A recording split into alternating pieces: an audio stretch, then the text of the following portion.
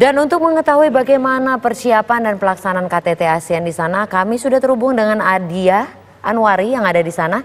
Adia, bagaimana pelaksanaan persiapan di sana saat ini? Baik, Sinta dan juga pemirsa TV One, selamat pagi dari Labuan Bajo. Dan hari ini, Sinta dan juga pemirsa TV One akan ada 3 main event atau ada 3 acara besar, di mana setelah sebelumnya tanggal 8 Mei ini sudah ada pertemuan CPR atau Community Representative yang diwakili oleh para dubes dan juga wakil negara lainnya.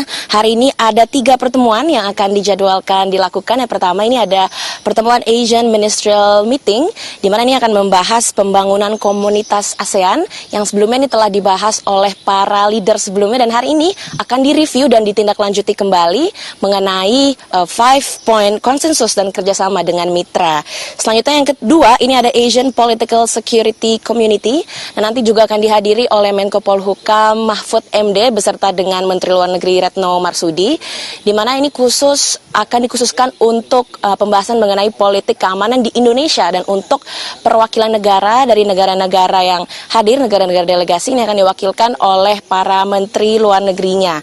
Dan untuk pertemuan ketiga, ini salah satu pertemuan yang dinanti-nantikan khususnya untuk negara Timor Leste, yakni ada pertemuan Asian Coordinating Council atau ACC, di mana pertemuan ini akan membahas mengenai penguatan kapasitas ASEAN, dan salah satunya ini akan membahas peta jalan keanggotaan Timor Leste di ASEAN. Seperti yang kita ketahui sebelumnya, memang Timor Leste ini sejak tahun lalu resmi menjadi negara ke-11 anggota ASEAN, namun untuk tahun ini Timor Leste hanya bisa mengobservasi pertemuan-pertemuan yang ada di KTT ASEAN Labuan Bajo ini, dan nantinya hari ini akan dibahas secara lebih dalam oleh pejabat-pejabat senior di ASEAN mengenai nanti apa sajakah langkah-langkah lanjutan yang harus dilakukan oleh Timor Leste untuk dapat mengambil status keanggotaan penuh di ASEAN.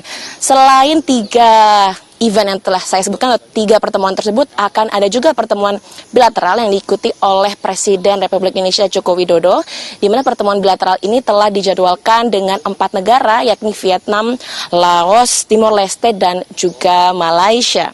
Dan memang untuk kegiatan esok hari nantinya para negara delegasi ini akan menghadiri juga welcoming dinner dan juga ada sunset viewing tanggal 10 Mei 2023 untuk dipersiapkan serangkaian acara untuk menyambut KTT ASEAN 2023 yang akan berlangsung di tanggal 10 dan 11 Mei 2023. Dan selain itu memang tercatat menurut Menteri Luar Negeri Retno Marsudi ini sudah ada 776 delegasi yang hadir di Labuan Bajo saat ini, dan ada dengan total 400 jurnalis dari media nasional maupun media internasional yang ikut meliput kegiatan seputar KTT ASEAN di Labuan Bajo. Dan untuk situasi terkini memang dalam rangka mendukung situasi jalanan di sekitar Labuan Bajo agar lebih kondusif, tentunya memang dari kemarin ini sudah terpantau banyaknya rekayasa lalu lintas di kota Labuan Bajo. Jadi memang ini dilakukan agar supaya perjalanan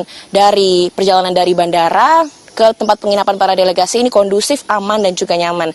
Setelah itu memang untuk persekolahan ini memang sudah diterapkan sistem daring atau online sejak tanggal 2 Mei dan akan diberlakukan hingga Jumat ini atau 12 Mei 2023. Dan sama halnya juga dengan perkantoran di Labuan Bajo, ini juga ditetapkan sistem WFH atau work from home, di mana para pekerja ini melakukan pekerjaannya di rumah mulai dari tanggal 5 Mei hingga 12 Mei 2023. Dan hingga saat ini memang belum adanya kegiatan yang mulai pada pagi hari ini, karena memang kegiatan sehari-hari biasanya mulai pada pukul 8 pagi hingga nanti malam atau sore hari. Begitu sementara dari Labuan Bajo, saya kembalikan ke Anda di studio.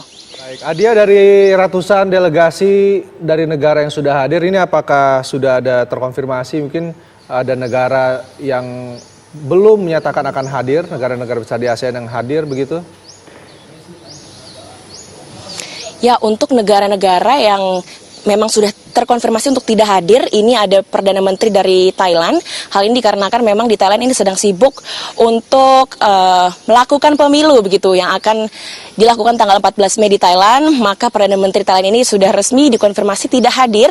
Dan untuk kepala negara Vietnam ini juga, maksud kami Myanmar, ini memang secara resmi tidak diundang untuk mengikuti KTT ASEAN 2023. Begitu. Baik, terima kasih Adia Anwari mengabarkan langsung dari gelaran KTT ASEAN di Labuan Bajo, Nusa Tenggara Timur. Selamat bertugas kembali.